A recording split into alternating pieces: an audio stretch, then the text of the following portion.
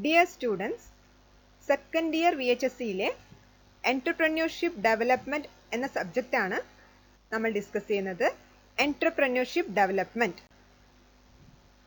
Contents 5 units ആണുള്ളത്.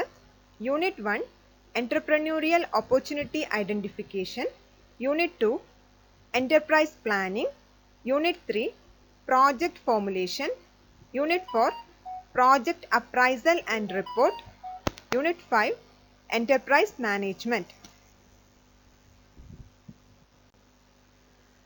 ഇനി detailed syllabus ആണ്. Unit 1 Entrepreneurial Opportunity Identification.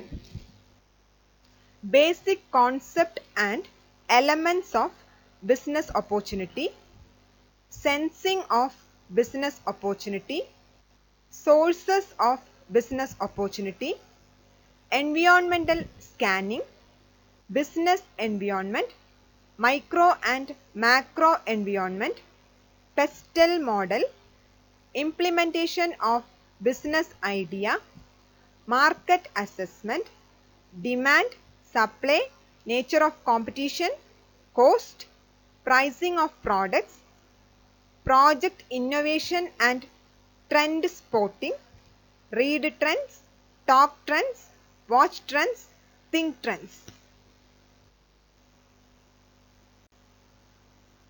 Second unit, Enterprise Planning. Forms of private sector enterprises: sole trading concern, partnership, joint stock company, cooperative society. Characteristics, features and registration procedure. Registration procedure under MSMED Act. Legal formalities expected to be complied by the entrepreneur to start an enterprise. Recent trends in entrepreneurship development, e-entrepreneurship, technopreneur, virtual marketing, enlightened marketing, institutional finance to entrepreneurs. Third unit, Project Formulation. Project, meaning, characteristics, phases of project, stages of project formulation, project finance, determinants of working capital, operating cycle of working capital, concept of working capital, calculations, working capital, sources of finance, short term, medium term and long term sources, types of cost, fixed, variable, semi-variable, total cost, average cost, marginal cost, break-even analysis, problems, ratio analysis, current ratio, debt equity ratio, debt service coverage ratio, profitability ratio, calculations, return on investment, cash flow statement, projected income statement, projected balance sheet.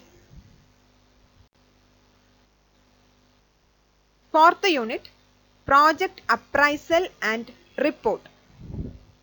Meaning and importance of project appraisal, aspects of project appraisal, technical aspects, management aspects, environmental aspects, market aspects, economic and financial aspects, tools of project appraisal, payback method, calculations, NPV method, calculations, profitability index, return on internal rate of return, meaning and significance of project report, process of project report, contents of project report, performa of a project report, preparation of a project report.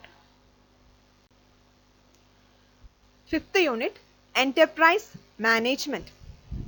Meaning and definition of management, importance of management, functions of management, principles of management, meaning and definition of marketing management, functions of marketing management, marketing mix, elements or components of marketing mix.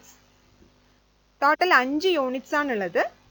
ഇതിൽ first, second and fifth unit, ഒന്നാമത്തെയും രണ്ടാമത്തെയും അഞ്ചാമത്തെയും units theory based ആണ്.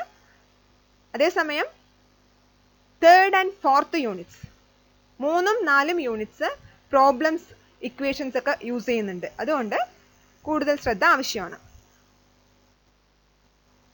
ഇതിൻ്റെ എല്ലാം detailed class പിന്നീട് തരുന്നതായിരിക്കും. Thank you.